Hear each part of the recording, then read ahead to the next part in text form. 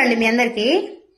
మీలో ఎవరైనా కార్యాలు త్వరగా జరగాలని ఆశపడినట్లయితే మీరు కోరుకున్న కోరికలైనా మీ అవసరతలైనా ఏ కార్యమైనా సరే త్వరగా జరగాలి అని మీరు ఆశపడుతున్నట్లయితే వాళ్ళకి చెప్తున్నా, కన్నీటి ప్రార్థన బలంగా చేయండి.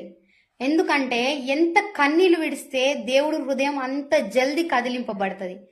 ఎగ్జాంపుల్ ఏంటంటే, మనము తల్లిదండ్రుల దగ్గరకు పోయి ఏదన్నా నార్మల్గా అడిగినప్పుడు మనకి ఇవ్వరు. కానీ ఎప్పుడైతే మనం కన్నీళ్లు విడిచి ఏడుస్తామో అప్పుడు వెంటనే మనకు అవి మనకు లేకున్నా కూడా తెచ్చిస్తారనమాట. ఆ విధంగా యేసయ్య కూడా అంతే. మనం కన్నీళ్లు విడిచి దేవుణ్ణి గోజాడి అడిగినాం అనుకోండి, వెంటనే ఆయన కార్యాలు మన జీవితంలో జరిగిపోతాయి.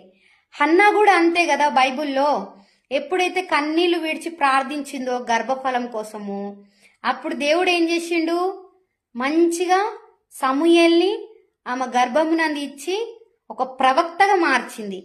కాబట్టి కన్నీటి ప్రార్థనకి ఎంతో విలువ ఉంది.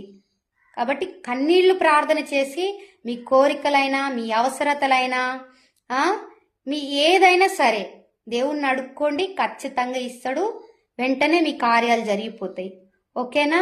Praise the lord.